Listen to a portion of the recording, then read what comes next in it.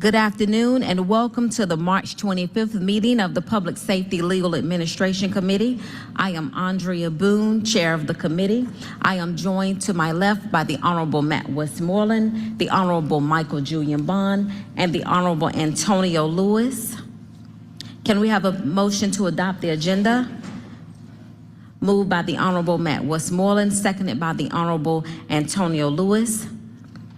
Please open the vote. The vote is open.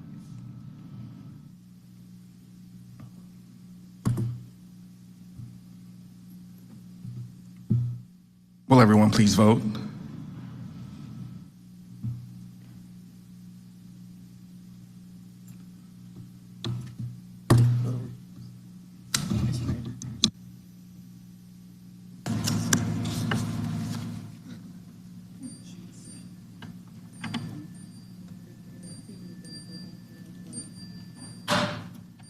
The vote is closed. 4 yeas, 0 nays. The agenda has been adopted. May we have a motion to approve the minutes? Moved by the Honorable Matt Antonio Lewis, seconded by the Honorable Matt Westmoreland. Please open the vote. Vote is open. The vote is closed. 4 yeas, 0 nays. The minutes have been approved. At this time, we will have public comment. Our first speaker is Mr. Tyler Nelson, followed by Mr. Reggie Scott. Mr. Tyler Nelson. Greetings, everyone.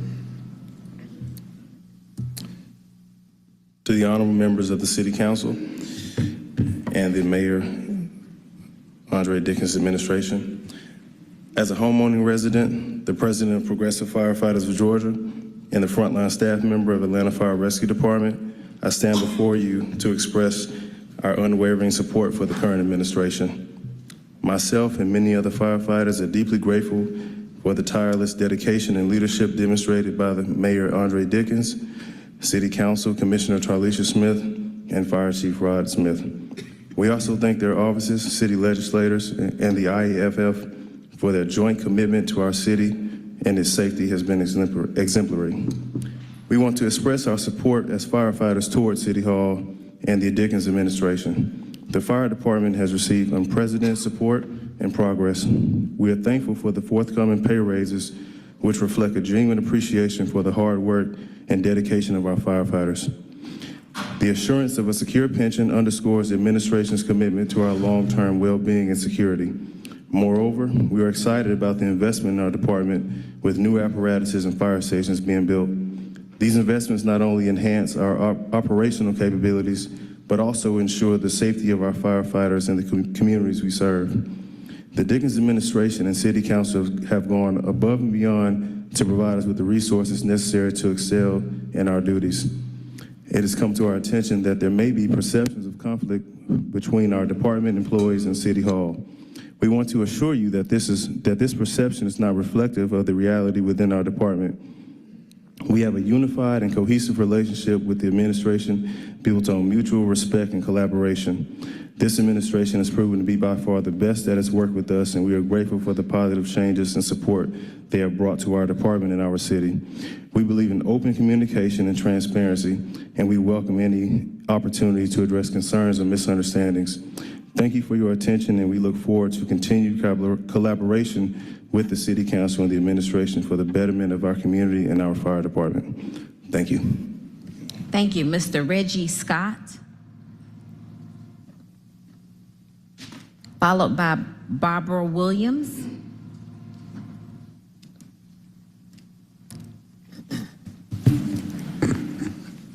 Good afternoon. My name is Reggie Scott.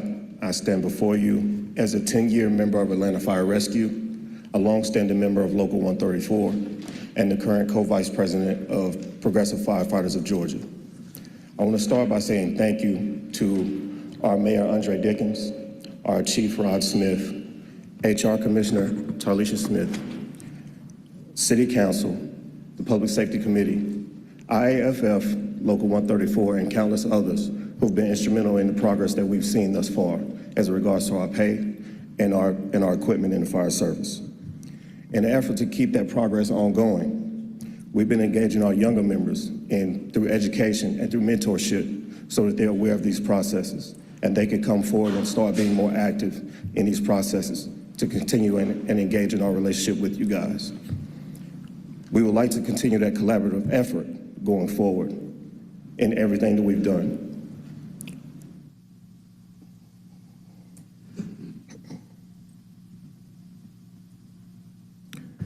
And in that collective effort, we would like to move in the spirit of accountability and the spirit of transparency going forward in everything that we do. I look forward to meeting you again, those who I have met, and we look forward to strengthening the relationships that we already have and building new ones. Thank you. Thank you, Ms. Barbara Williams. Let me recognize Mr. Theron Johnson. Thank you for being here with us today. Thank you for all you do in the community. Thank you. Ms. Barbara Williams. Good afternoon, everyone. My name is Barbara Williams, and my son was murdered a year ago this coming Thursday, and I just need some help. I don't know what to do or where to go. We've been to court about 5 times, and we were asked to do a letter put a letter in place, so he was granted bonds. We weren't even there. We didn't even know. He was let out on bonds. He's been charged for murder, 4 different counts and different ways. And he's out on bonds with an ankle monitor. And he's a felon. He has charges for gun, that he murdered someone, and they afforded him bonds. They haven't heard our case. We hadn't had a chance to talk in the courtroom at any time. We went to court, and every time it's always postponed because of that YSL case. I understand everybody, but I just want a fair chance to voice my opinion as a mother of and a father. His siblings, he has children. He has a 2-year-old, and I just don't know where to go. I just need some help. My district person is Jason Dozier. He was killed over on Martin Luther King and Metropolitan. I'm sorry, on Metropolitan, and this I don't know. They just said that it was a confrontation, but the young man, he's not a man to me. I'm sorry. He's a dog. He's a coward. He walked off and got a gun and came back.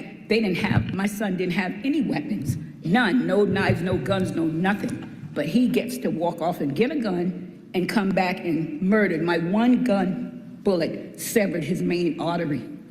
A 50-year-old man. That's my child. It may not be important to anybody else, but it's important to me. And I need some help just to find out where in the world, how does he get afforded that kind of privilege to walk around and have an ankle monitor on for murder? And he has 15 charges. I am just at a loss, and I just need some help. It's not fair for a 50 young man, 50 years old. I'm a 70-year-old mother. My son has 6 children, a 2-year-old that still think her daddy is at work. The system, it's failed me. And every time we go to court, they said that no more postponing. You know, they'd have to come up with something. Well, they postpone it again. We go to court, we haven't had any opportunity. The dog that murdered my son, he walked in and sat in the row right in front of me and my grandchildren, my daughter and them. That's not fair. That's not fair. I just need some help. If someone can help direct me or help me get some type of information or help me find out how is it possible that you let murderers get out on bonds and then you got drug dealers and they in there. There's other family, but I'm just concerned about me right now. Ms. Williams, one of our staff members is going to get your number so we can get you some help, and also Michael Julian Bond is there to get your information as well. Mr. Johnson, please get her phone number for us. Next, Mr. J. Wesley Day, followed by Henri Jordan.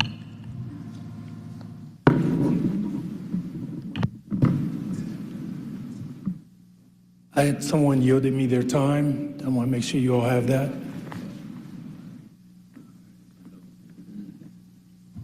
Do it.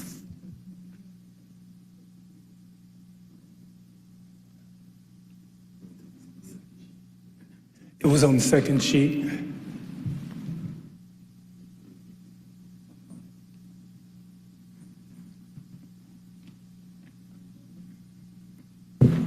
You may begin. Fear grips my heart with Keith Gamage as the Solicitor General of Fulton County. Government was created to find common ground. Why are you making my hate crime that I experienced on November 20th, 2018, the lowest of your priorities? Good afternoon. My name is J. Wesley Day, and Mr. Gamage has hijacked my life. I'm asking you all to treat me like a human, deserving of dignity and respect. What Keith Gamage has done to me is cruel, inhumane, and full of violations of constitutional rights. You all have turned a blind eye to my situation. Just like Ms. Williams mentioned here, my mom also have had 2 sons murdered in Chicago, Illinois, and 1 son drowned. I was nearly the 4th because in 2018, I was brutally beaten by multiple men on Edgewood Avenue that left me clinging for my life at Grady Hospital on a ventilator. During that attack, they hurled homophobic slurs at me and threats as I recorded them on my cell phone. The second injustice, in spite of having cell phone footage, Mr. Keith Gamage charged me with affray. How does that happen? I recorded them slapping me, taunting me, but I get charged. The third injustice is Keith Gamage upgraded that misdemeanor case for recommendation of a felony. Does that make sense to anyone? As a result comes the fourth injustice. I lost my dream job at Delta Airlines. The fifth injustice, Keith Gamage dismissed the case of the main assailant that's on camera taunting me with homophobic slurs and slapping me. His case get dismissed in 2020. My case would not be dismissed until 2022 by Madam Fani Willis herself. How does that make sense? The sixth injustice, I went to my then pastor, my frat brother, and my senator, Reverend Raphael Warnock. He told me I was a liar. He told me I was trying to be a Jussie Smollett. He told me my social media was garbage. I told him I was being homeless because I lost my job. I didn't have food to eat. He told me to go to the food pantry days later on a Saturday. I showed up. He had me put out of the line to get food. He never offered me one positive word or advice. That was the sixth injustice. The seventh injustice, my son had to withdraw from the University of Wisconsin due to me losing my job behind this hate crime. The eighth injustice, they are attempting to dismiss the case of the second assailant. And I'm asking you all not to let them dismiss that case. The ninth injustice, I went to submit expungement papers at Keith Gamage's office, and he had me forcefully removed from the office. I was calm. All I had was paper to turn in, and it seemed like people just came out the sky and out garbage cans, out the walls. 8, 9 people had me dismissed. Ms. Boone, it was my understanding that that was part of the people's office. If I didn't cause no fear to anyone, why would I be taken out when I'm trying to clear my record? How does that make sense? The 10th injustice, I was left with a nearly $100,000 hospital bill at Grady Hospital. 11th injustice, I still experience nightmares, flashbacks that has caused me severe depression, anxiety, and PTSD. The 12th and final injustice is that no one on this council has assisted me with getting any justice. I haven't received a call from any councilman. No one will talk to me. No one will meet with me. No one will pick up the phone. Michael Bunn, I see you all the time on 55 Maple Street, City Center, Flats on Maple. At the end of the day, it's an injustice, and no justice, no peace. Andrea Boone, I recall you experienced an attack in recent years. Did it take this long for justice to come to you? It's over 5 years. Why is it taking over 5 years to get justice when Fani Willis was given money to get rid of the backlog of cases in this city? This happened November 20, 2018, in one case with one of the assailants. Remember, one was dismissed and one case is still in Funny Willis' office. Why is it there? Is there anyone, Michael Bunn, are you gonna come and talk to me as well? I would appreciate it. Thank you, sir.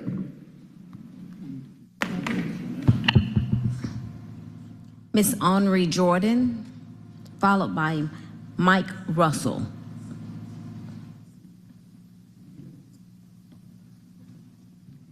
Giving out the Spirit of God to everyone that's here.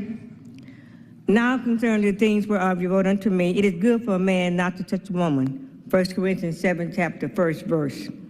This action is requested to avoid fornication or sin. James Griff informed me he is called to preach the word of God. Then he is called to live Christ's word. Nevertheless, to avoid fornication, let every man have his own wife, and let every woman have her own husband. 1 Corinthians 7, chapter 2nd verse. God, morally good, that the apostle not intend to teach that marriage is morally wrong. God created marriage for a holy purpose. James rejected his holy purpose. I can't make it live in him. I asked James to obey Jesus by reading the Bible to him, and he sought his own blessing plan. Christ have the blessing plan, has the best blessing plan. Husband, love your wives, even as Christ also loved the church and gave himself for it. Ephesians 5th chapter 25th verse. As Christ gave himself for the church, so there is to be no sacrifice, not even the laying down of his life, that a husband should not be willing to make for his wife. Jesus gave me a dream that James Griff can't teach other men how to be a Christ-like husband. Give her of the fruit of her hands, and let her own works praise her in the gates. Proverbs 31:31. She's a woman of God who is enterprised and dedicated to her house. God is not unjust. Jesus' word created the income, not mine. To marry James Griff, I will be working against Jesus' word and against holy marriages. And I don't want to do that. I don't want that blood on my hand. When police can go and have cases they have, fight husband and wife fighting one another, his actions create those kind of actions. And we want to fight against injustice, unholy marriages, especially when they complain about it. Because you can't say that you didn't know and you upholding somebody in a marriage that he want to be in because he benefiting, because he's defrauding my computer, my house. He tried to break in my house, trying to get to me because I have things up. Well, I want to lay with him. We're not married. God's word made us to serve him and not our flesh. Thank you. Next, Mr. Mike Russell. Good afternoon. I think I have extra time. Somebody donated me time for 6 minutes. You got 6 minutes for him. On the second sheet.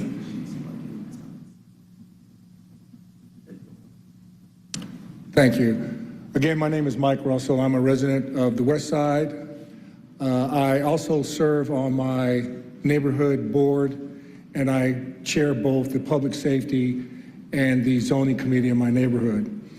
I come here today not with a specific complaint or problem, although I was nearly brought to tears by Ms. Williams and this gentleman's comments. I find that repugnant, that our district attorney has been giving tens of millions of dollars to clear up that backlog and has not done that. And we've literally had people dying in our jail. Something needs to be done. Which brings me to my point of coming today representing my community is I am a strong supporter of law enforcement, but public safety goes beyond just locking people up. We need a holistic approach to law enforcement and public safety. To that end, in the last 10 days, I've had 2 mentally disturbed individuals come to my home. The last one at 5 o'clock in the morning beating on my front door. That could have ended in tragedy had he entered the threshold of my house.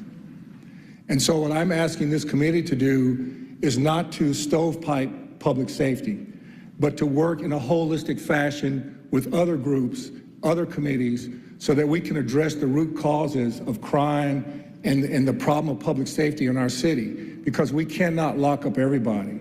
And that starts with prevention. I keep seeing all these new programs, but I don't see the results. Why do we keep funding new programs when there are programs that exist that already work? Paw Kids in my neighborhood is a prime example.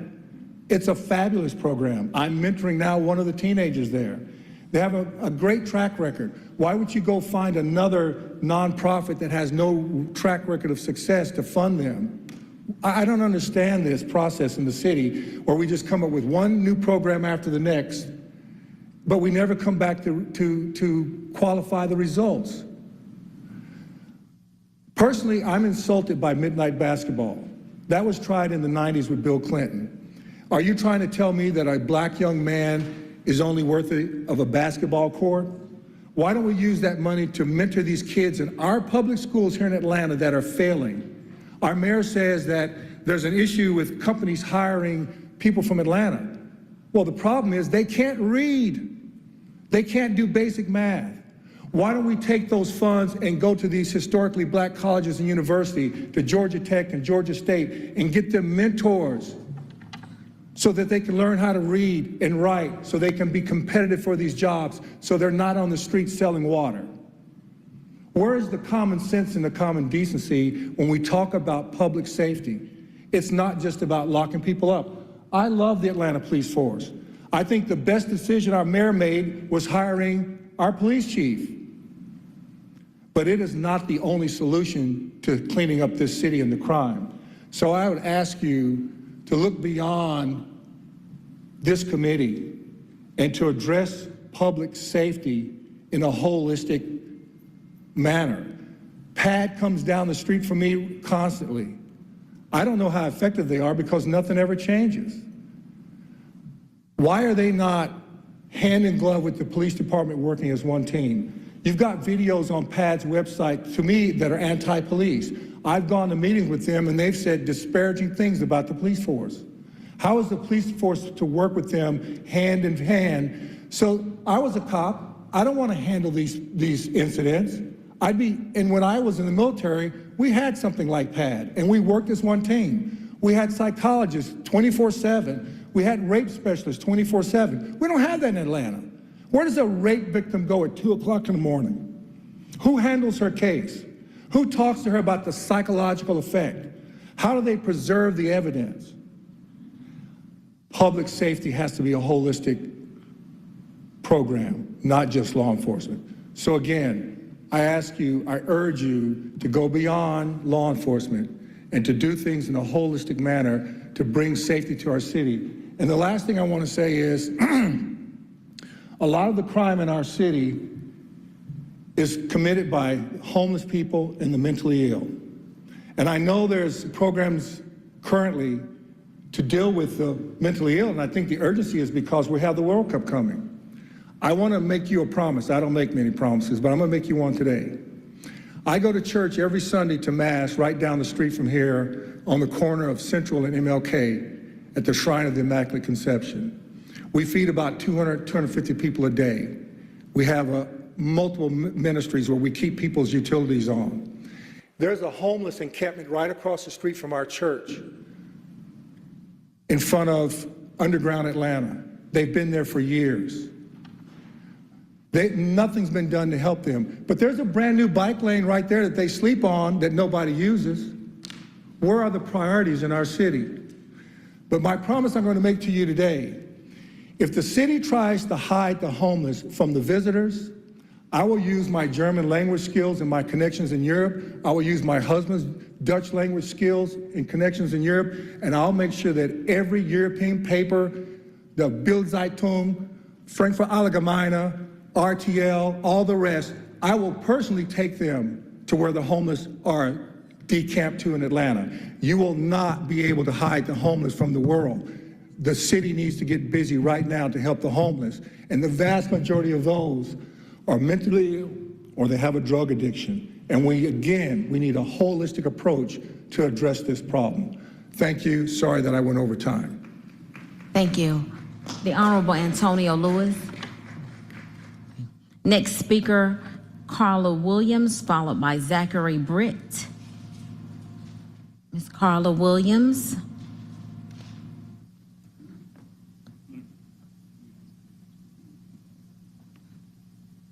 Good afternoon. So this is just in lieu to what my mom was saying, and I really appreciate everyone for coming down and giving her the condolences that she needed for her son being killed, which was my brother. And she pretty much covered everything. It's just to ad-lib off of what she said, it's just really painful to sit in that courtroom to see the person that took your loved one and not be able to say anything. No one's heard our voice. I really appreciate having the opportunity to speak today. No one's heard our voice and how it feels. If it was your loved one, you would feel the same. You know, this guy's been out a year now, and he's out on with an ankle monitor on, and it just plays with your mind and your heart to sit into that courtroom and be at arm's reach to someone that murdered your loved one. That's a really hard thing to endure each time. We've been to court several times, and again, no one's allowed us to speak on my brother's behalf. He has people out here that love him as well. I mean, and you just think, YSL, yes, it's a big case. But my brother's case may be little to some, but it's big to my family as well. And we're just asking for someone to really just help us down that road to get some type of peace, you know, some type of justice, if it's just to hear us like today. The crime has gotten so bad out here. The guns are just so available to everyone, and it's just killing a lot of our loved ones out here. And I could be rambling, but it's just because no one thought the day that we would be standing up here talking about the death of my brother. Something so senseless, something so senseless, but yet this gentleman gets to, not gentleman, but this young man gets to be out with his family and celebrate the holidays. It was Christmas, it was Thanksgiving, it was, here come Easter, you know, and on Easter we get to celebrate, we have to celebrate the loss of our loved one. It's really hard, it really is, and I just really hope that we can just get some justice. We just want some justice, and I appreciate your time. Again, I really appreciate you guys taking the time out to speak with my mom. That was very, very heartfelt. I really appreciate that, and hopefully we can get the ball rolling on some type of justice for me and my family. Thank you. Mr. Zachary Britt, followed by Mr. John Williams. Willeen. Good afternoon. My name is Zachary Britt. I live in Atlanta in Collier Heights. I moved in my house January 8, 2018. Since I've been there, at my front door, at my next door neighbor door, there have been 7 deaths from car accidents. I've been told that is called some kind of curve, dead man curve. For me being there only 6 years, 7 deaths, how many accidents, I don't know, because I'm not there all the time. Just in the last 2 weeks, we've had 2 accidents. One was fatal. I've talked to Ms. Jones. She says she's talking to Peoples. I've been working on this 2 years, so they told me to come here and talk to somebody. I shouldn't have to go to bed wondering who's gonna die next, or who's gonna lose a family member because of this road. My neighbor said this has been going on plus 50 years. He's been in this house 50 years. So I'm like, the city needs to do something. Well, the city don't know, so I'm here to let the city know. Something has to happen from Baker Ridge to Old No. That area is so deadly. I tell the neighbors that walk down the street in front of my house, please don't walk on this sidewalk. get on the other side. Look where you're going. Look for look for cars, because you don't know when a car is going to hit you and kill you. So that's what I'm here for. Somebody have to do something. Me to walk out that door and that man is in my driveway and he's dying. The man that hit the tree in his yard, I'm looking at him, he's dying. The individuals on the motorcycle hit the tree, they flipped over, they died. I'm praying and I'm saying, God, something has to happen. This is scary. It's scary for somebody to park their car in my yard at night because they get out. It's total. I rest, that's what I'm here. I just need to know, where do I go next? Who do I talk to next? Because something has to happen, because we're losing life that it's not sense, it's senseless. A life lost is senseless. Oh, that's what I'm here for. Thank you. Yes, sir. If you would have a seat, we're going to have someone from the Atlanta Department of Transportation come and speak with you. Can we get someone? Commissioner Solomon Cavanagh's office.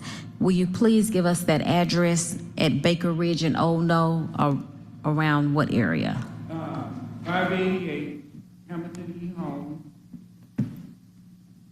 588 Hamilton E. Holmes. Drive, Northwest. Uh-huh. 30318. And Parr Yard is the yard that they seem to die at the most. Okay. What's the address that your issue, sir? What's your address? The address. What's your address? Baker Ridge and Old Knoll, constant No, accidents. 588. Okay, where's the issue? Tell me the address. Well, the incident is from, Can we get somebody from? the incident starts from Baker Ridge all the way to Oh No. We get several accidents once a week, twice a week, from that area to that area. The fatalities that I know of is at his door and my door. Now, what's down the street? Because we get the accidents all the way down to Baker. The fatality there, I don't know. A neighbor just moved in, somebody ran all the way up the street, hit the tree, bounced back and hit his car. So it's just deadly there. It's very deadly from Baker to Old No. Baker Ridge to Old Knoll. Yeah. Thank you. Yes, my name is John L. Williams. I moved out there in that area in '64 when Hamilton Home was High Tower Road. It was a small road and had been widened twice. They widened it from the west side, where they didn't even move any area from the left side, from the east side, which was the Hoggerbrook side, and that curve. And we know if they had to move some from that side, that curve wouldn't be as dangerous as it is now. So right now, we are living in an area which we call a dead man curve. I'm at 592, he at 588. There was an oak tree in his yard when the people were living there before he did. It was a large oak tree. That tree was hit so many times it killed it. It was moved. I got a large maple tree in my driveway, right by the driveway. That has been hit so many times till it don't even have bark on one side, and it's about to fall. It's rotting on the inside. We know that if they would do something about the slowing down the people some kind of way, put flashing lights on that curve, even if they had to put a traffic light at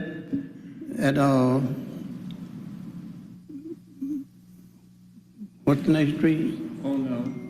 Oh, no, yeah. that give some people some kind of warning to get out. Just week before last, and other times when the car coming out of, oh no, I don't know whether they know the main street there or not, but they come out into that road and there's people coming down side of it, they hit them, flip the cars over, and I know in the last 7 years, it been 6 people got killed right there in my yard, almost in my yard. I got pictures on my phone showing these accidents that happen. Some of them look like sardine cans when they hit them so much, motorcycles and all. So we got a problem there. We don't know whether it's a state problem or the city problem, but we need to do something about that curve so it won't be the dead man curve anymore. So this is what we're here for, try to be concerned about not just us, but other people that travel on that road as well, try to save their lives. One car landed on my step, coming around that curve, landed on my step. But someone missed the tree and hit the telephone post. I don't know how many times Georgia Power them changed them posts. They snapped the wires are loose from my house. I done put up 7 mailboxes, and it go on and on and on. And a lot of times this is out of my pocket. I can't even go to get the insurance people to replace it. So we got a problem there. We just hope that somebody would take some kind of concern about it. Thank you. Thank you, sir. We have one of our executives from the Atlanta Department of Transportation on the way down, and also Mr. Alan Holmes from our District 9 office is right here to speak with you all. And also, let me give you my phone number. Can we give them my phone number as well, Alan, so that we can follow up with them? We really appreciate you all coming down, bringing this very serious issue to our attention. That's Mr. Holmes now. Next speaker, Mr. Charles Turner.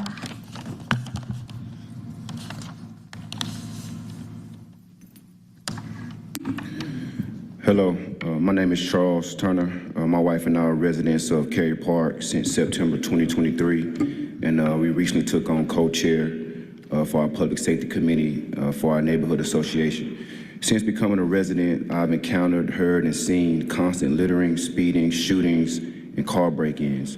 My wife and I purchased and moved into our home September 14th. 3 months later, December 13th, we became victims of home invasion and armed robbery. Our door was kicked in and the gun was pointed at my wife. Thankfully, my wife was not physically injured. These are the current conditions we're dealing with in our community, and all of the above is unacceptable. New and previous residents of the community deserve to live in a safe and clean environment. And to ensure we build and maintain a safe and clean environment, our ask and call to action is to, one is invest in lighting. My wife and I have personally drove around the neighborhood at night looking for lights out and put in requests for light bulbs to be replaced. But for the poles without lights or to get new light poles installed, we were told that it has to be approved by the city. We need you guys to approve that. We also want to invest and add cameras and speed bumps in our area, especially along St. James Avenue Northwest, Northwest Drive, and James Jackson Parkway Northwest. Add or increase funding for rec centers so that when the kids are out for spring break, summer break, that will help reduce the crime, to give them something to do. We're also asking for increased police patrol and visibility. I do understand that Zone 1 won an award last year for crime reduction, and I want to thank the officers for their hard work and support on our specific case and responding to calls within Cary Park area in the last few months, but they still need help. So we like to see a sense of urgency in filling vacant openings within law enforcement. Also, a new pay study to make sure current salaries will help attract and retain current and new officers. We also like to see expanding programs for that offer incentives for officers to rent or buy homes in the community, as well as bring home their patrol cars for more visibility. My wife has been in contact with one of the developers in our area that has already offered 2 homes to officers at a reduced price, along with installing cameras in the community for police usage. So we need the city to join, approve, and support these efforts. These measures can be implemented throughout the city, not just Cary Park. With the future development plans throughout the city in the next few years and the hosting of the World Cup in 2026, we can't lose sight of safety being a top priority. I travel internationally for personal and professional reasons, and I like to note that people overseas don't want the World Cup in Atlanta because of crime. So again, we all deserve to live in a clean and safe environment, so we will continue doing what's in our control and adding more people to our association, our committee, and bringing people to this meeting. We're being proactive members of our community, and I hope you don't wait until crime increases or we get too loud as a community before you decide to become proactive and further invest in our area as well. Thank you. Thank you, sir. Mr. Holmes, can we make sure that those gentlemen speak with Ms. Carla Smith? She's on the way down now. She's speaking to them now. Okay, sir, Ms. Smith is there. You want to speak with her regarding the speed issues you have? You want to step out?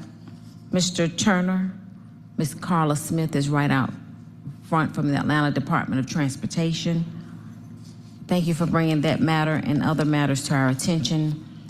Mr. DeJuan Robinson, followed by Destiny Marbley.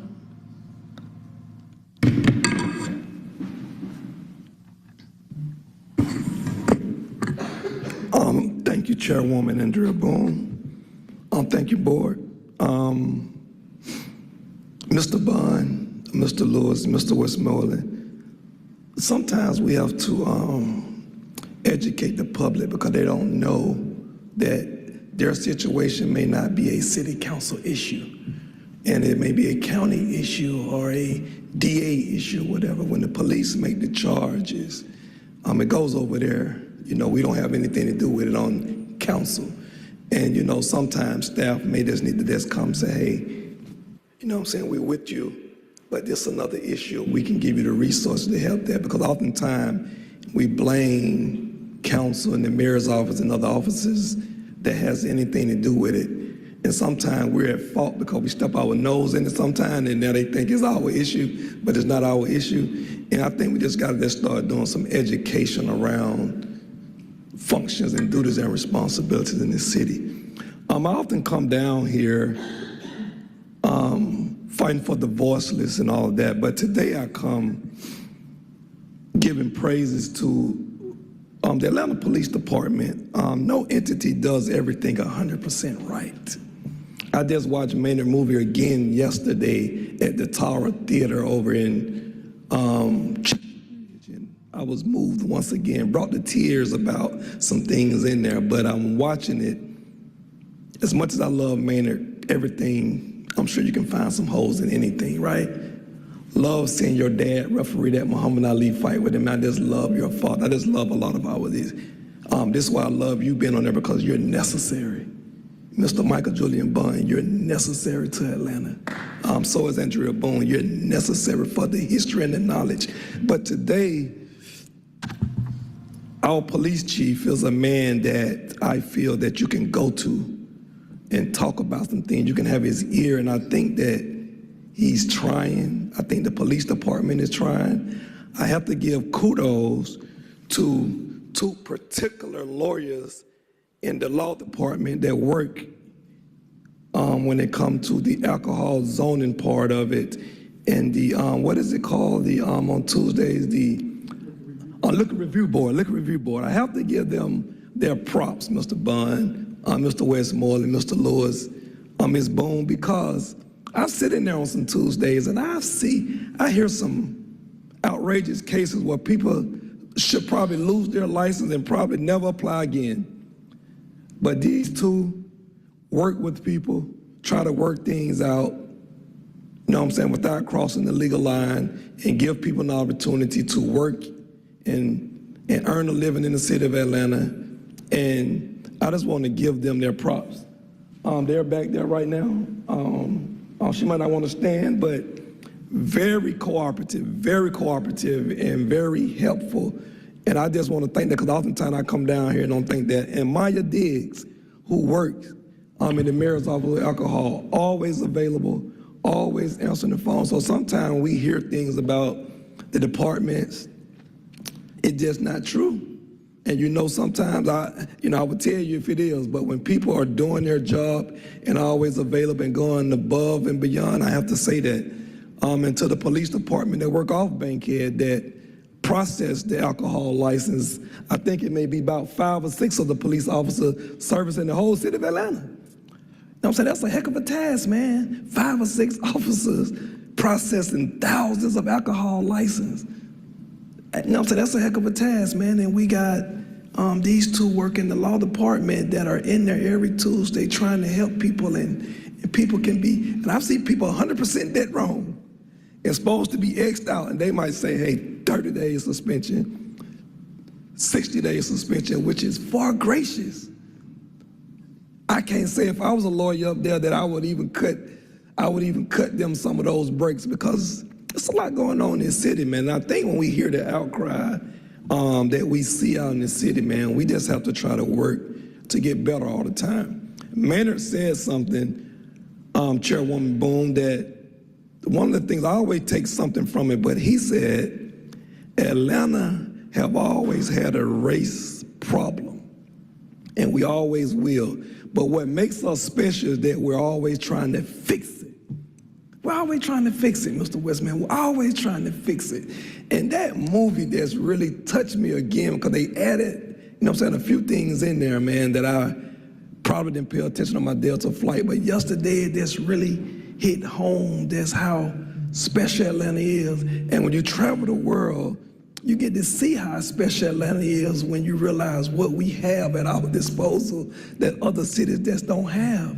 And we can't take these things for granted, man. And I just firmly believe that we have to make sure that we take care of home. We gotta make sure we take care of the people that born and raised, blood, sweat, and tears, and the people that move here, that call Atlanta home. Because Maynard wasn't from here, but he loved Atlanta just as much as anybody that was born and raised here. Man, we gotta make sure that we foster that and take care of that, because at the end of the day, we all we got. And I was watching that 96 Olympic. That wouldn't have happened without our Jewish brothers, our white brothers, our Asian brothers. Everybody played a big part in that, Mr. Lewis. That 96 Olympic, everybody played a part of that. It just wasn't Andrew Young and Maynard Jackson. There were so many more people that played a part in that, man. But we have to just protect our racial relationships and not let it get out of hand, because we all have to work together in this city, man. I just wanted to say that to get my piece. Thank you. Thank you. Next speaker, Mr. Christopher Cross, followed by Ms. Chloe Floyd. How y'all doing? I'm gonna get straight to it. I heard what the brother was saying, but point blank period. When you run to a police station, Zone 5, the GBI 3 times, and the security out the GBI say, hey, they don't have no investigators to see you here, call this number. And I tell the man, hey man, every time I call the number, they intercept my calls. They transport a call back to them. They doing this to keep me contained. They're doing this to keep me contained because they don't want the real story to come out. And when you go to the FBI on Russell, the FBI on Claremont, the 2 Zone 5 police stations and say, hey, I'm trying to report sex trafficking on my 2-year-old little baby that's tied up. Sex trafficking, human trafficking, prostitution, all that fall in the same thing with me when it comes to a 2-year-old little girl that's tied up in it. You see what I'm saying? Because the aggressor molests the child and get them prepared to start getting sex trafficking. You see what I'm saying now?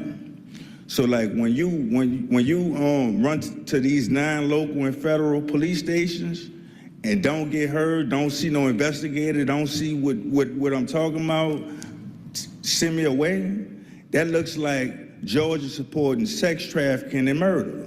You see what I'm saying?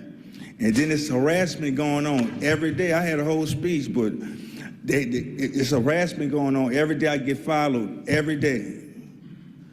Somebody followed me to here to here, somebody followed me to here to there, and I got phones. I'm sitting here telling the GBI, hey man, I got 9 phones in my book bag. 9 of them. I showed y'all from my March, if y'all listen to my March 4th speech, my March 18th speech, Like, it's like this, if I'm telling y'all something, point blank period, you're gonna see what I have to say. That's how I am. Let me see before you pass judgment. You see what I'm saying?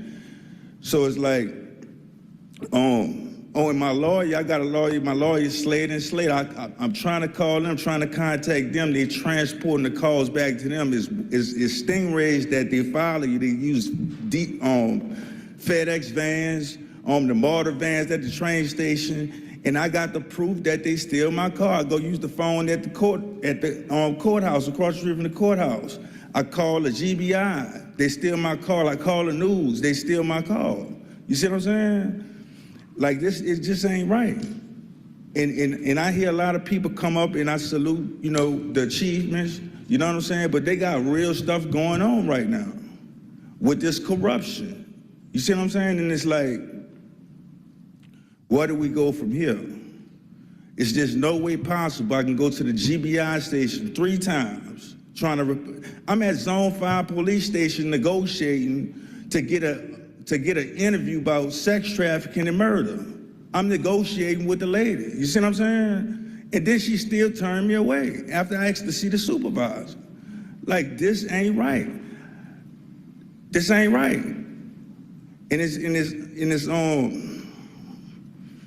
this story stems from Las Vegas to Salt Lake City, Utah, to San Francisco, California, to San Mateo, how they illegally expedite. I got expedited twice for a controlled substance. Investigator Williams, 1726. Like, it's just all kind of stuff. I know my time up, and I appreciate y'all. I had a whole speech. I appreciate y'all though, man. But I need to talk to somebody after this. Next, Ms. Chloe Floyd.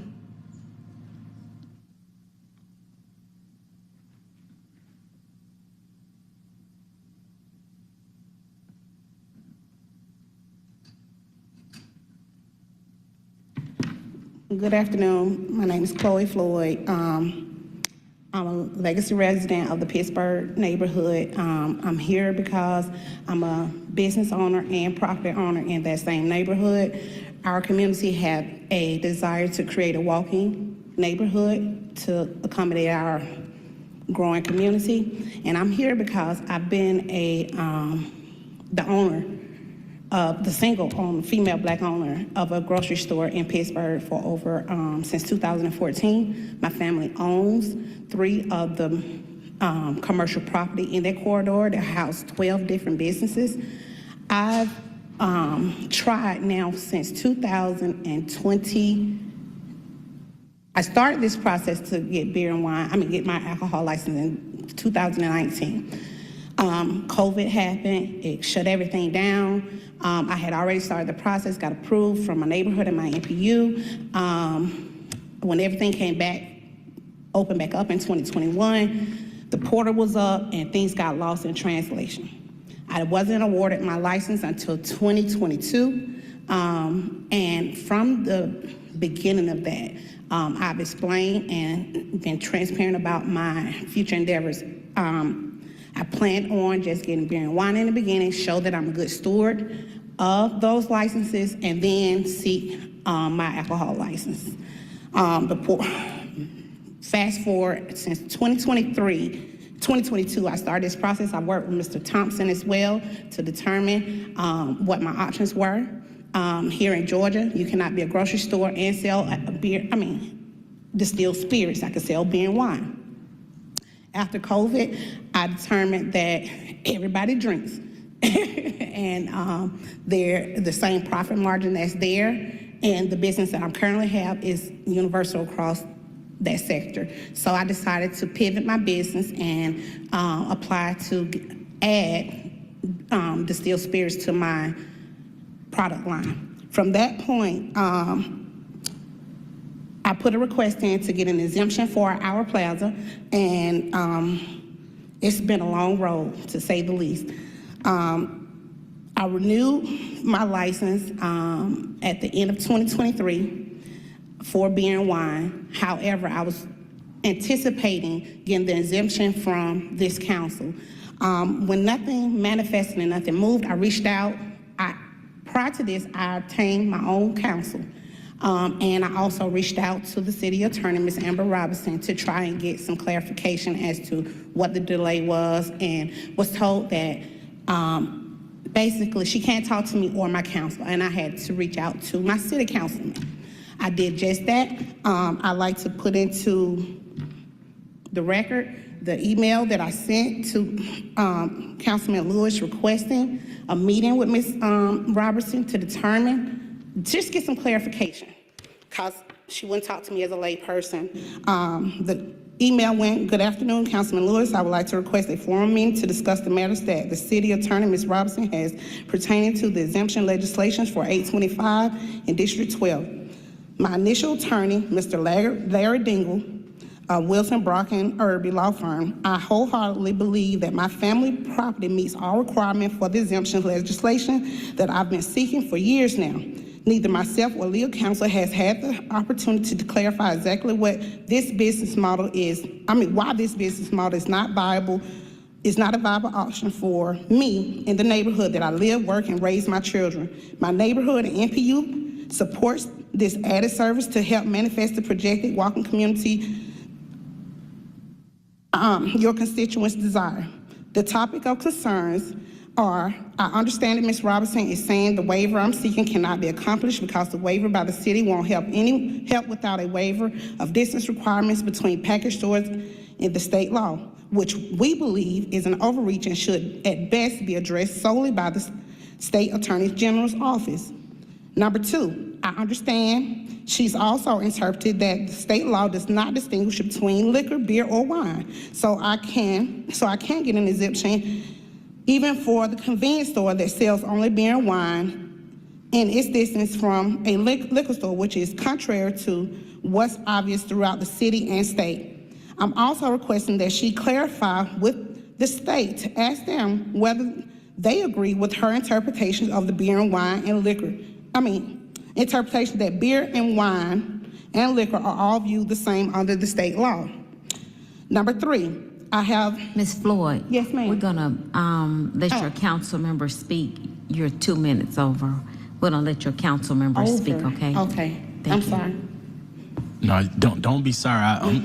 I apologize you had to come down here for this. Thank you. We know that your family in the Pittsburgh community, we know what you've done. And you've went above and beyond what when we think about what you did. You went to every single neighbor in the community and got them to sign off? I did. I have a petition with over 1,000 people that's within the immediate vicinity of my location. Then you went to every business. I did. Then you hired the named person, Larry Dingle? Larry was your first Dingle. attorney? He was my initial attorney when I started this process. And then you hired Mr. Hilliard, who came I from the did. city as well? I did. And so I think that you, from looking at that, you're not a lay person, I'm a not a community lay. person. From the stuff you did, I want to say that before I ask Ms. Robinson a few questions, the store that they said that you have to have the distance from, Yes.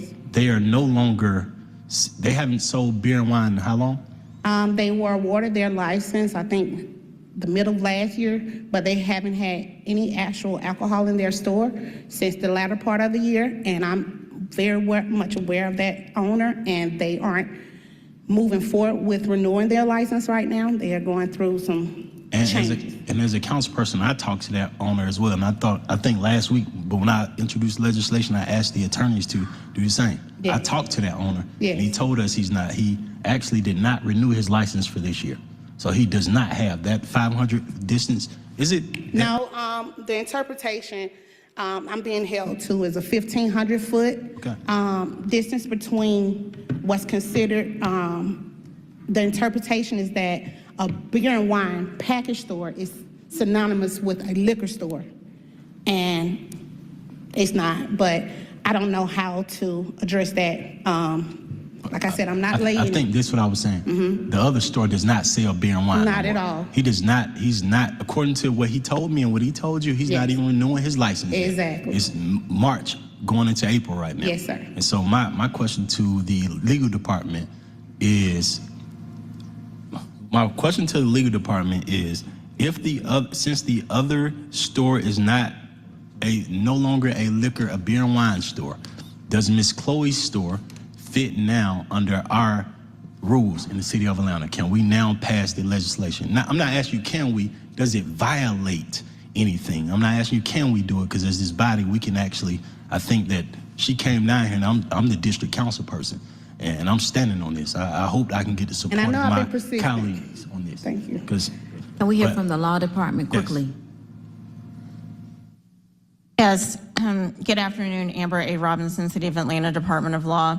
Under state law, in order to sell distilled spirits or otherwise liquor, hard liquor, by the package, you cannot be within 500 yards or 1,500 feet of another packaged licensed alcohol store. So any other alcohol store licensed to sell alcohol, be it beer, wine, distilled spirits, or otherwise, by the package for consumption off premises.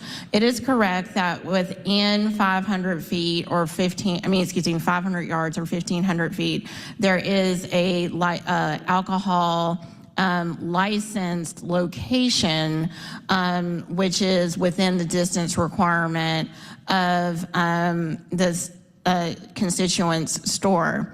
Currently, there is an alcohol license renewal application on file that has been submitted by that particular store that APD is currently processing.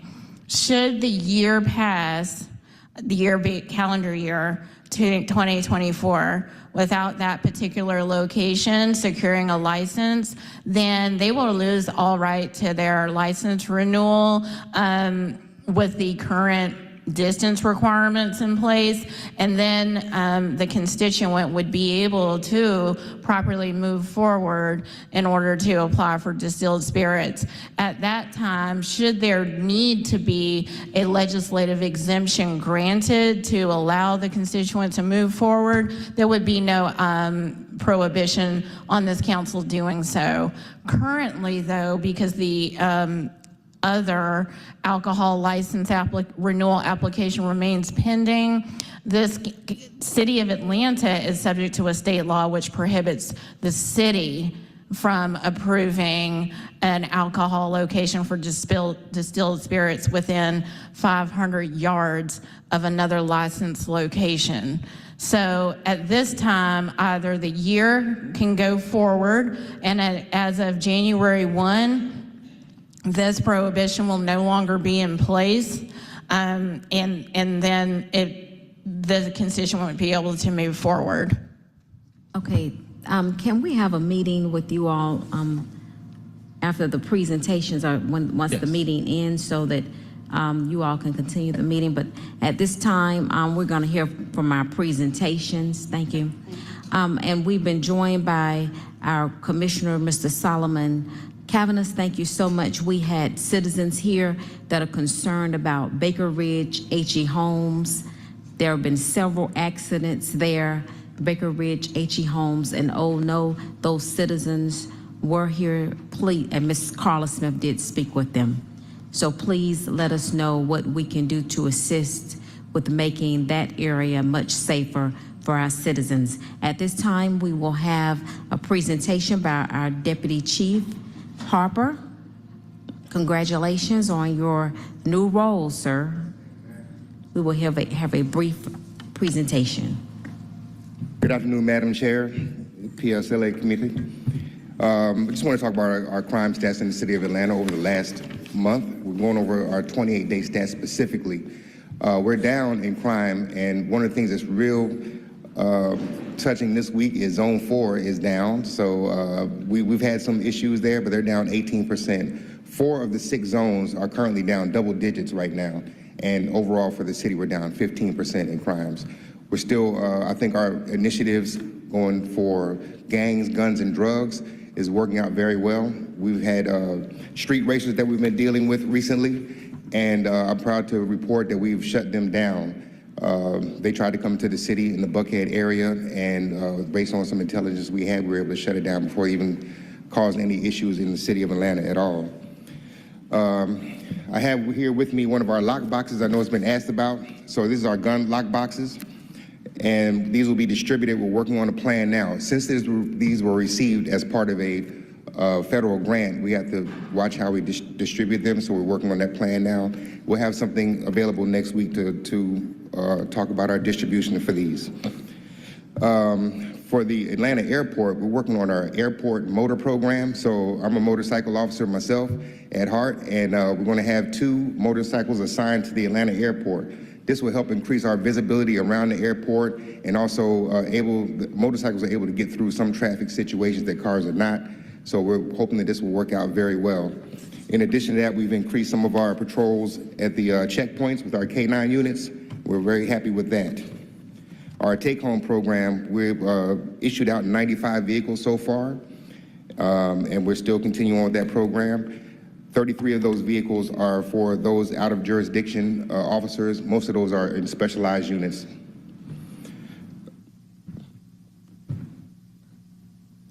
My apologies. In addition to our initiatives with gang, guns, and drugs, we're also looking at our spring and summer plan. So as we move forward, we've already presented our plans to the chief, and I want to thank everybody in the who came up to speak today, who acknowledged the works of the Atlanta Police Department. And on behalf of Chief Sheriff, I want to extend a thank you to that. And that's all I have, unless there are any questions. Do we have any questions or concerns from the body? The Honorable Michael Julian Bond. Thank you, Madam Chair, and thank you and congratulations on your promotion. Thank you, sir. And it's good to see you here today. I've got a question for you and probably a follow-up from someone from Corrections. Yes. I know that 2 weeks ago, someone escaped from Grady detention. And I believe Atlanta Police is investigating the escape. Do you have an update? Have we been able to secure that person? I'm not aware track them down? I'm not aware if that person has been captured at this time. I can follow up with that and get that information to you. Okay. And I guess my part 2 of the question, someone else escaped from Grady yesterday. And so I don't know if anybody's here from Corrections, but have you all opened an investigation into that? Yes, if it was from Atlanta Police, we'll be opening up the investigation on that. And either way, our fugitive unit will be involved in any capturing of anybody who has escaped from custody. Okay. Well, is anyone here from Corrections? I guess not. But we are working with, I'm sorry, sir, we're working with Corrections. So Chief Dancy and Chief Quiller have been very instrumental adding resources onto there because they have seen the same issues that you're speaking of now. And in addition with their policy, we also have Atlanta police officers that if we make an arrest, they're sitting there with those persons. After that, once that portion is done and the officer leaves, it's left up to Corrections. So they're trying to shore that up now. We're getting additional resources there. Yeah, I mean, but that's part of the rub is that, and maybe this might be a follow-up for the law department, is that the contractor at Grady Detention is using state correction officers. And what I recall when I was in Atlanta correction officers is that state correction officers are limited by the state, or were limited by the state, that they could only work at their facility. That's first. And then, of course, they're not the city correction officers. Atlanta Corrections have more training, right? Yes, but just like Atlanta Police have more training than everybody else in the state, our Atlanta Correction officers have more training than anybody else at the state at any level. And so you've had 2 incidences within 2 weeks of people escaping from these folks who are state correction officers. And so having whoever is the contractor out there who's employing these individuals, they're obviously employing individuals who are not up to snuff, in Yes, watching individuals. Because the first, I don't want to speak ill of the individual's body shape and type who escaped 2 weeks ago, but they should not have escaped from a blind man, right? I'm familiar with the case, sir. Right, they should not even, they should not have been able to get away from a man with 2 peg legs. Yes, sir. Right? But yet they're in the wind. And so now it has happened again, and something needs to be done. But I guess I'm going to ask the law department a question, I guess, if no one else. Does anyone else have a question? I don't want to monopolize. Go ahead, sir. But, Ms. Robinson, I think I've asked you this before, but have we gotten any clarity as to whether or not the individuals who are employed by the contractor, who happen to be state of Georgia prison guards that are employed at Grady, if the state actually allows them to work outside extra jobs? Because my understanding is that they're not allowed to do that at all. They can't even work at Wendy's or the movie theater, from what I understood. And now they're sitting on our inmates over at Grady. So has there been any clarity on that point? Good afternoon, Amber A. Robinson, City of Atlanta Department of Law. I can confirm that the individuals that have been hired as part of a contract with a vendor with our Department of Corrections are certified state corrections officers. That is a level of certification that's higher than basic jail certification, but lesser than full post-certified law enforcement officers, and that they are employed by the Department of Corrections through our vendor. That would evidence that they are permitted to be so employed. However, I, of course, cannot speak to what their employers allow them to do otherwise, right? Like, we can say that when this contract went into place, which was back in October, this was compliant with the city's requirements, but I'm unable to speak to what the state allows, though this is quite, transparent and readily available for anybody, including their state employers, to know. So evidence would suggest that their employers are permitting this. Well, that's not always the case. That's where the term moonlighting comes from. When you got an extra job, you're usually doing under the cover of darkness and your main employer doesn't know. That's why the whole phrase came about. But Madam Chair, I'd like to ask our staff if they could research that question so that we can get clarity, because it's obvious that there is a lack of training, whether they're authorized to be there or not, on how to sit on these inmates, right? Yes, sir. Because they keep escaping, they keep getting away. And we have the best trained law enforcement and emergency personnel in the state of Georgia, including our correction officers. So if there's going to be an extra job for somebody to sit on our detainees, it ought to be our people, right? Yes, sir. Our off-duty correction officers or off-duty police officer, whomever, but people who have that certification. So I'd like to make that request, Madam Chair, that at the next meeting we have that answer, and that we can have an update on these two detainees who have thwarted our contractors' employees. Absolutely, sir. I'm a veteran of ACDC as well, so I'm familiar with the training you're speaking of. So I'll follow up with the chief and make sure you get that information today, and then a full follow-up on the next PSLA. Okay, thank you. Yes, sir. And kudos back to, and I want to add my voice to singing the praise of those who are in APD that have done an exceptional job. One was a young man who was involved in the fire, was highlighted today in the mayor's State of the City address. So we just want to add our compliments to the job that you all do on a daily basis. Thank you. Thank you. Thank you so much. Also, thank you all for the announcement that crime is down 20% in the city of Atlanta. A special thank you to Chief Darren Shearbaum, Assistant Chief Tyus, that entire team, for working tirelessly to make sure that Atlanta is a safe city. On last week, we were joined by our Deputy Chief Operating Officer, LaShondra Burks, our chief and our assistant chief, for a large pinning ceremony with those that have been promoted from all ranks of the Atlanta Police Department, a very spirit-filled ceremony. Again, congratulations to you, Deputy Chief Harper. Thank you, Madam Chair. Our next item, Office of the Public Defender presentation. Kenneth Days, Director and Chief Public Defender.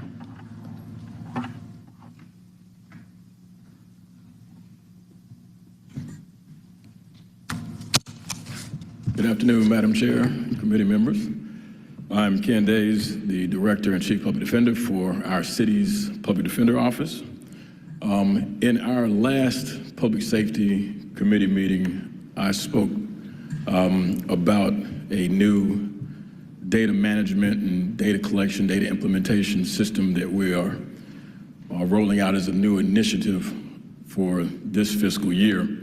And in that last meeting, I talked about my desire to continually highlight the progress that we're making regarding that system. So today's presentation is just that. We've got 3 core functions to our new data processes. One is to improve data quality. The second is to reduce barriers to service.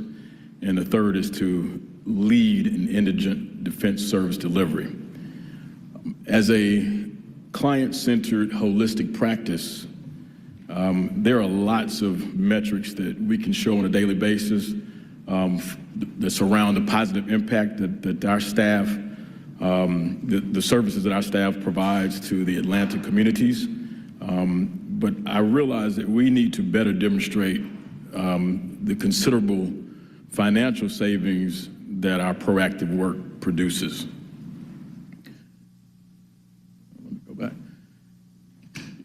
Regarding reducing barriers to service, one of our ongoing service deliveries is our community resource guide that I believe some of you all may actually receive on a weekly basis. That consolidates resources for food and shelter, medicine, clothing, crisis intervention, IDs, et cetera. Our new data collection initiative is going to better record those resource sharings and provide, along with our third-party service providers and community partners and other city stakeholders, we're going to be, the provision is so that existing resources can be disseminated a little bit more efficiently and a little bit more accurately.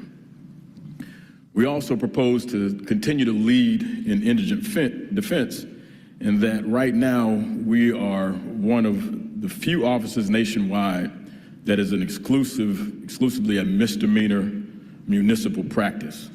And being that we're regularly sought by other agencies to advise on the implementation of best practices.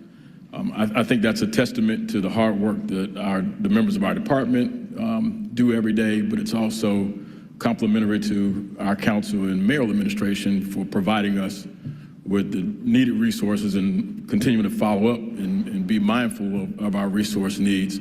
That does not necessarily happen in other jurisdictions, but we want to continue to lead in that so that we can support the delivery of public defense services both locally and nationally, and we can do that by providing better data.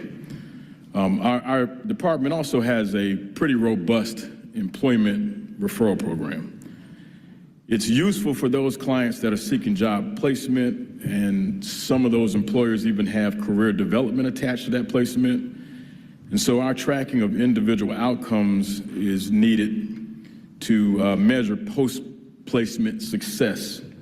Right now, the current system that you see right there on this graph illustrates the way we're doing it now. And we recognize that we need to be better.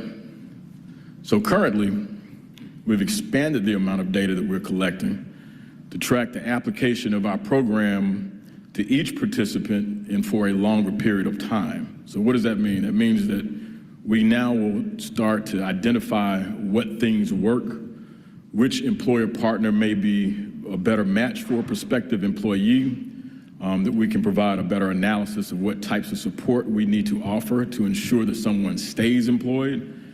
But all of this equals a more stable community overall, because what we're doing is taking somebody who may be impacted with a criminal history and, for instance, bringing them to stable housing referrals, and then to physical health or mental health referrals. And once they've been treated, then referrals to jobs. And again, that stabilizes communities. And we're at the beginning phase of incorporating these data improvements with our DUI practice. Our DUI practice is our largest practice area as a department, and requires the most personnel resources. We right now have an average of around 6 out of every 10 cases on each docket calendar is a public defender client, and that's encompasses around 900 plus cases that we have that are active just in DUI. And so I know very recently the Solicitor's Office made a presentation around the implementation of a new program they have in collaboration with Fulton County to more efficiently handle the increased volume that we have in that court.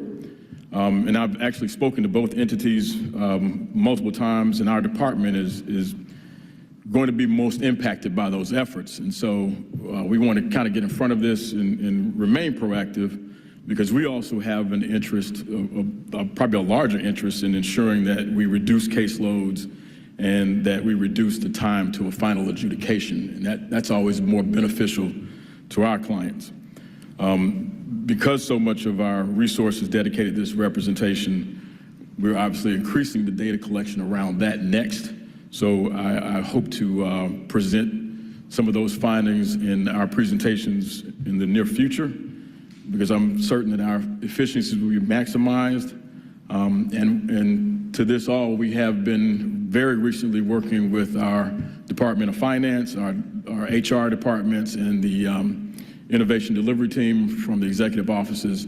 They've been most helpful in understanding what these needs are and making sure that we are adequately resourced.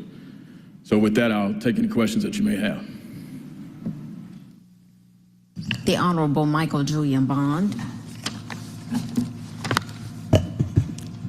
Thank you, Madam Chair, and thank you, Mr. Dates, for a very thorough, as usual, presentation. But I'm going to come back to my ancient question.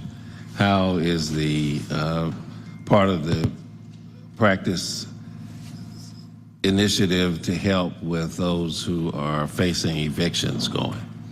Well, I think what we've done is try to incorporate more or less a dialogue, if you will, with the folks that are having that issue. We're still operating, I think, more informally than formally, as I would prefer. Some of the calls that we're receiving have decreased, which is a good thing, but I think that just may be cyclical. It may be due to other agencies more or less being more active right now. But certainly it remains something that we are diligent in recognizing as a need for our office, and we would also like to be able to provide more resources to that need as they arise, because I always, we can never anticipate who's walking in the door for us.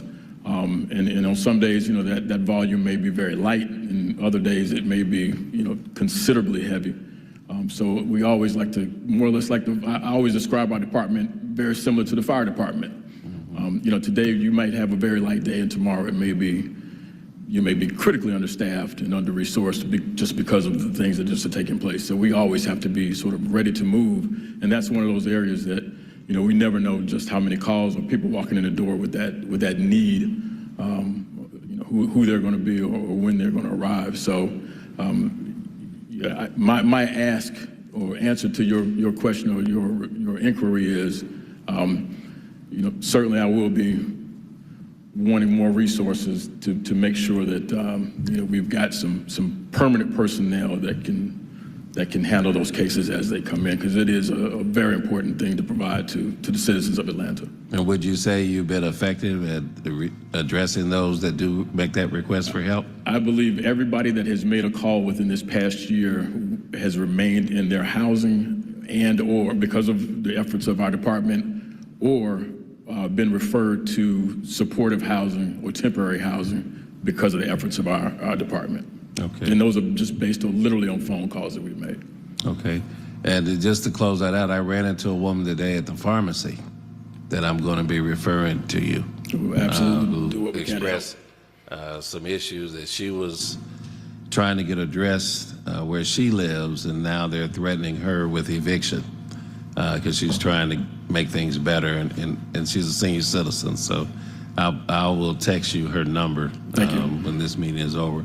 But also, when you talk about the resources that you have, I know the state has changed the law that has basically done away with signature bonds, right? I mean, the way that we have been operating with signature bonds in the city of Atlanta is a statewide law, obviously. So have you seen an increase in the requests for service from your office with those that might end up in that situation, may end up being arrested, whereas before they were able to bond themselves out and, I guess, fend on their own for their cases? Not necessarily. Well, we have always, as a department, made sure that we provide counsel at first appearance. Most public defenders don't necessarily do that. It's not necessarily a legal requirement, even if you have a public defender's office, but we've always understood that to be a critical first stage in the process. So making those bond arguments, if you will, is something that our department has always done. Okay. So, effectively, regardless of what the law does or does not do to either increase or decrease the amount of folks that may be eligible for a signature bond, we're going to always have attorneys available at the court to make those arguments and advocate for them. So do you need an increase in staff, or will you be looking your operation in that way? That I know is- when Chief Dansby was here, he said that their count had gone up almost by, I think it was almost 1,000 people. Yes. Yeah. Yeah, and that affects us as well. That's probably the second, our second most, sort of populous resource pool next to DUI would be the in custody practice in our office. So there's always a constant need for more personnel. We have not necessarily reached the capacity, where we are now. So as the court continues to exist, as corrections continues to exist as a department, we're going to need more personnel. But again, I think we have a good proactive plan this year in speaking to Department of Finance and understanding what our budgetary needs are. I think for this year, or the fiscal year 25, I think we've got a really good plan. I don't have my handout as much this year, I think, as I have in the past. And so, going forward, I think we'll be responsibly suited to meet most of our needs. Well, you should always imitate Oliver Twist. Can I have some more? Right? Right. Thank you, Mr. Day. Thank you. The Honorable Antonio Lewis. And thank you again, Mr. Days, Attorney Days, for the presentation. My questions, I don't know how much this affects you, but the new program that the Solicitor's Office, both the Fulton County and the City of Atlanta office, have put together, how does this affect you? Well, because we have such a large amount of that docket, and what they're doing is actually adding more personnel to try to move the cases along faster. Right now, there's a months and months delay in that process. DUIs have to be defended pretty vigorously. There's a lot of defense work that goes into those cases. They're usually not handled at first appearance or even a second or third appearance, and that's just the nature of that practice area. And so when you have a large volume of cases and there are very few people to sort of help move those cases along, there gets to be a backlog. And so what they're trying to do is collaborate their two offices, because many of those cases do get sent over to Fulton County in the bind over process. That is a right that defendants have. It's a right sometimes that the solicitors may use to send a case over to the other jurisdiction, if you will. But for us, again, because we're appointed to so many of those cases, we're integrally a part of that. And so there not necessarily can be a good solution if we're not a part of that process as well. And so for us, that really just means having more people able to work those cases. And so that's our frontline priority. But in having those conversations prior to their rollout, and even now having active conversations, we're sort of working to see, because it's in everybody's interest to get those cases adjudicated as fast as possible. From our client standpoint, many people are even without licenses while those processes are pending. So obviously they want those cases to be completed in a timely manner, and so that's why it's in our best interest to make sure that we're doing the best we can. Understanding for no reason, I shouldn't understand DUI court like that, except my wife works in DUI court.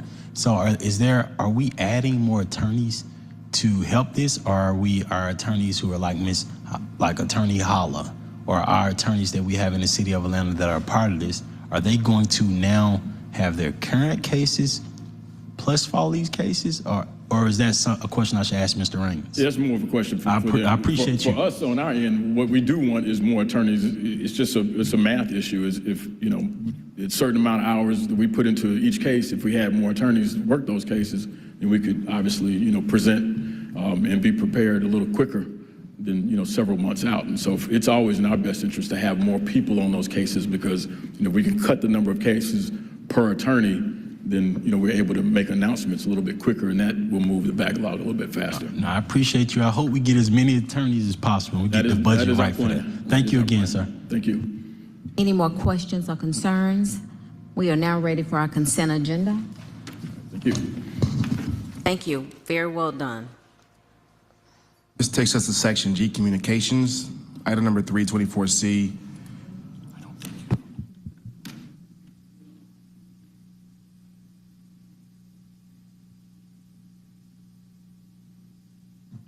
Madam Chair, we currently lack a quorum. We are on hold for a quorum, waiting on Mr. Bond at this moment.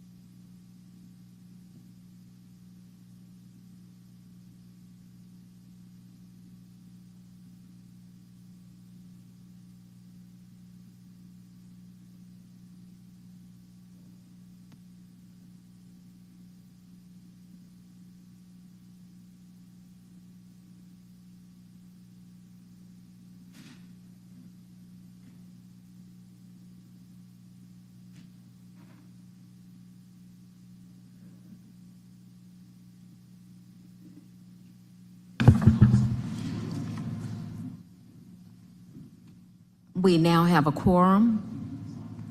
Proceed. Takes us to Section G, Communications. Item number 124C, 5046, a communication from Nancy Flake Johnson, President and CEO, Urban League of Greater Atlanta, submitting the reappointment of Ms. Leah Pulliam to serve on the Atlanta Citizen Review Board. This appointment is for a term of 3 years.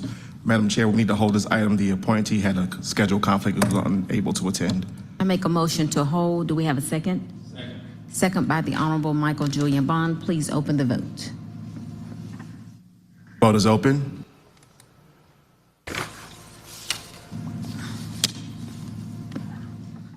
The vote is closed. 4 yeas, 0 nays. This item is held in committee.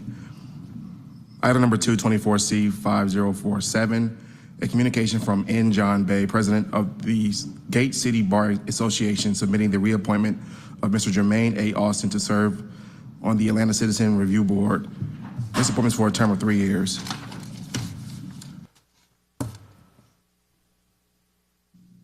We do have Mr. Austin here. Mr. Austin, welcome, and will you please tell us why you would like to serve on this board and a little bit about yourself? Welcome. Thank you, Madam Chair. About myself, I'm an attorney by trade, but my passion will forever be civil and human rights. I do a lot of that work on the side. You know, I was asked the same question at my first appointment to this board. And what I stated then was that I believe that the mission of this board, the ACRB board, was synonymous with my passion for civil and human rights. Now that I'm asked that same question, I have the same sentiments, but my experience on this board has expanded my understanding and my focus on what I'd like to accomplish while serving on the ACRB board. For one, not only is it in line with my fight for civil and human rights, you know, protecting the rights of citizens, making a positive impact in the community in which I live, but I've come to understand the importance of ACRB, and I know that citizens understand the importance of ACRB as well.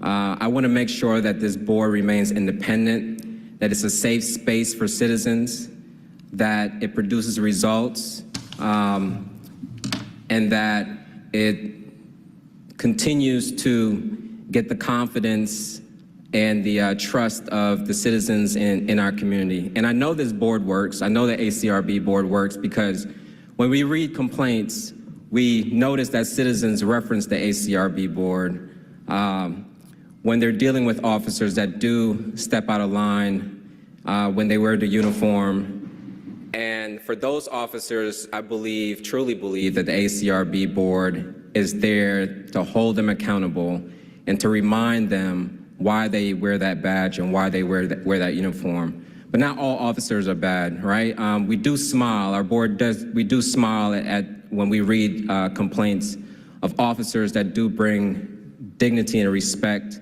to the uniform. And I've been fortunate enough to sit with my board members and get calls from different municipalities that have asked the ACRB for pointers and tips of how they can make their Citizens Review Board more efficient, more effective.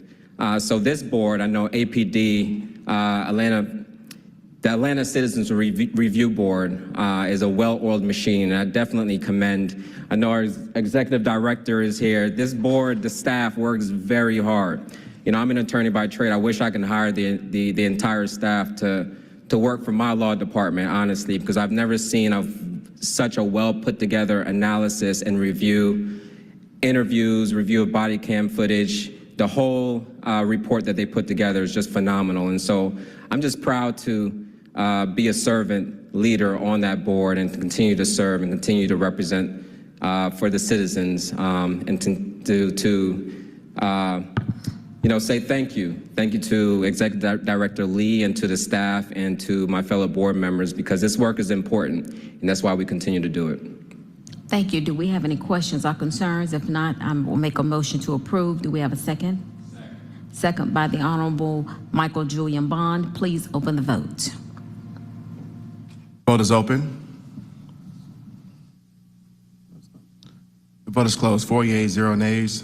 This item is favorable. Thank you, Mr. Austin. Thank you, Madam Chair. Thank you. I will make a motion to approve the favorable claims 1 through 17. Is there a second? Second by the Honorable Matt Westmoreland. Please open the vote.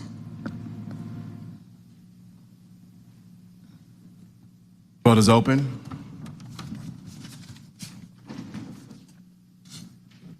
The vote is closed. 4 yeas, 0 nays. The favorable claims have been approved. I will make a motion to adverse the unfavorable claims 18 through 39. Is there a second? Second by the Honorable Matt Westmoreland. Please open the vote. Vote is open. The vote is closed. 4 yeas, 0 nays. The unfavorable claims have been adversed. Mr. Johnson, will you sound our first read? Section I, ordinance for first reading, item number 124-01164, an ordinance by Public Safety and Legal Administration Committee to waive Chapter 2, Article 9, Division 1, Section 2-910, grant applications to ratify the City of Atlanta submission of an application on behalf of the City of Atlanta Municipal Court for and to accept a participatory research program grant from the National Center of State Courts in an amount not to exceed $7,500.00 to authorize the execution of any necessary agreements to accept the award, to execute any necessary grant agreements, to amend the fiscal year 2024 intergovernmental grant fund budget by adding to anticipations and appropriations an amount not to exceed $7,500.00, all funds to be charged to and paid from the account listed herein and for other purposes. The sections to our regular agenda, Section J, resolutions, item number 224R3412, a resolution by Public Safety and Legal Administration Committee authorizing the mayor to apply for and accept a grant from the Governor's Office of Highway Safety, an amount not to exceed $50,953.76, to participate in the multi-jurisdictional DUI task force intended to reduce traffic fatalities in the metro Atlanta area and for other purposes. I will make a motion to approve this item. Do we have a second? Second by the Honorable Matt Westmoreland. Please open the vote. The vote is open. The vote is closed. 4 yeas, 0 nays. This item is favorable. Madam Chair, if there is no objection from the committee, can we take items 3 and 4 together as a block? Yes, thank you, Mr. Johnson. There are settlement legislation. Item number 324R3413, a resolution by Public Safety and Legal Administration Committee authorizing the settlement of all claims against defendant City of Atlanta in the case of Malik Watson versus City of Atlanta, Georgia, civil action file number listed herein, pending in the State Court of Fulton County, Georgia, in the amount of $100,000.00, authorizing the settlement amount to be charged to and paid from the accounts listed herein, authorizing the Chief Financial Officer to distribute the settled amount and for other purposes. Item number 424R3414, a resolution by Public Safety and Legal Administration Committee authorizing the settlement of all claims against defendants Mayor Andre Dickens and APD Officer Aaron Fix in the case of Allstate Property and Casualty Insurance Company as subrogee Francis Ramjor versus Mayor Andre Dickens and Aaron Fix, civil action file number listed herein, pending in the Magistrate Court of Fulton County, Georgia, an amount of $2,000.00, authorizing the settlement amount to be charged to and paid from the accounts numbers listed herein, authorizing Chief Financial Officer to distribute the settled amount and for other purposes. Do we have a motion? Moved by the Honorable Matt Westmoreland, seconded by the Honorable Andrea Boone. Please open the vote. Vote is open. The vote is closed. 4 yeas, 0 nays. These items are favorable. Madam Chair, that concludes our legislative items for today. Thank you, Mr. Johnson, and we would like to thank our mayor and cabinet for hosting a wonderful State of the City breakfast this morning and continuing to make public safety a top priority in the city of Atlanta. Any more announcements? This meeting is adjourned.